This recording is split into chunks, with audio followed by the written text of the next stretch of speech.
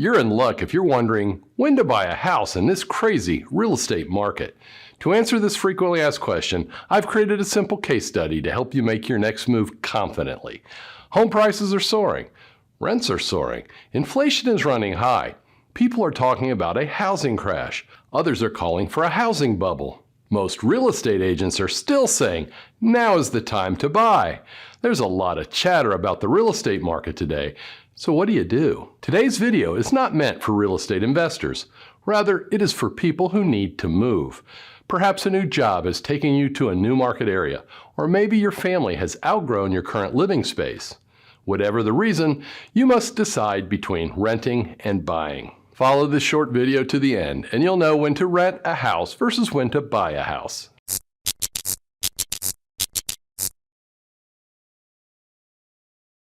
Having sold homes in Tallahassee for more than 30 years, I have found there are two types of consumers that I serve. Those that must move and those who want to move.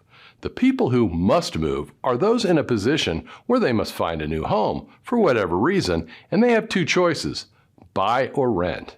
Those who merely want to move have three choices: buy, rent, or stay where they are. Instead of coming up with a generic analysis of deciding between buying or renting a home, I've used historical data from the absolute worst time to face this decision in the past 80 years. What if you had to make a move in the middle of 2006, right before the housing bubble burst? Hopefully, that wasn't the case for you, but soon you'll know. I have gathered a lot of data to develop a picture that clearly shows how one should approach this decision. If you are a longtime subscriber, then you know my videos are built around the housing data from many public and private sources so that I can provide the kind of information that our viewers want to know about the real estate market. I bring up the fact that my conclusions are data-driven all the time because most reports I read or view on the housing market are merely hype porn, drawing viewers with fear and greed rather than the data available. If you're not a subscriber, please click the thumbs up like button and subscribe now so that you get all my new content when it is fresh. If you really want to know what's going on in housing, to see and hear the data explained, to evaluate the facts and ignore the hype that is so prevalent online, then subscribe now and I will keep you in the know.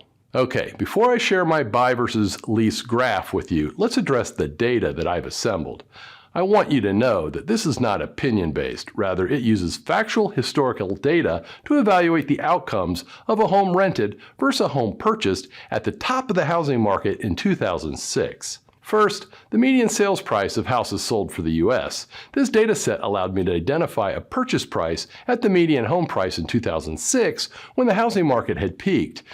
With hindsight, the absolute worst time in recent history to buy a home. Next, the U.S. National Home Price Index. This data allowed me to calculate the changes in value of the home purchased each year from 2006 to our current date in August of 2022. Then I used the U.S. CPI for rent of primary residence. This data allowed me to calculate the annual changes in the monthly rent of the home leased from 2006 to our current date in August of 2022. To find the mortgage interest rate at the decision-making time, I used the mortgage interest rate from June 2006 to calculate the mortgage principal and interest payment. Ownership costs. I've included property taxes and insurance, as well as maintenance expenses, so that the total money spent during ownership is accurate. And one final note, I used the median home price in 2006 to calculate the ownership route, and I have used the principal and interest portion of the mortgage payment as the starting point for my rent. In my experience, this would mean a lesser house when renting. Typically, a landlord leases a property for more than the total cost of ownership. Additionally, I did not include a refinance when rates declined for the purchase decision. Bear in mind that a 2006 purchaser could easily have cut the mortgage interest rate in half in the years since the purchase. Remember, I've started this analysis off by choosing the worst ever year to buy a home. Then I made the rent payment lower than the market rent, and I failed to refinance to favorable rates for the owner. I skewed the results in favor of renting because I wanted a conservative analysis that would keep viewers confident that I was not pushing a now is the time to buy result. All of this information was gathered and created this picture for us.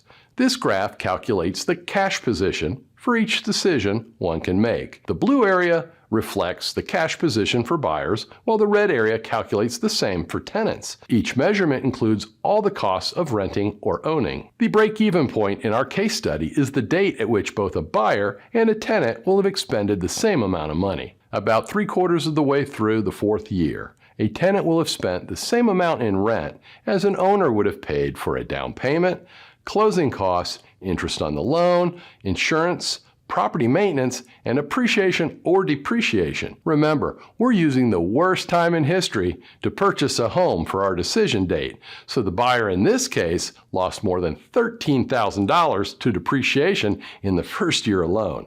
The tenant merely lost the rent paid each month, with no risk from depreciation, but he was subject to rising rents, calculated with the annual rental rate changes data. One of the primary motivations for home ownership has been the positive growth rate for real estate appreciation, which has averaged 5.2% annually for the past 80 years.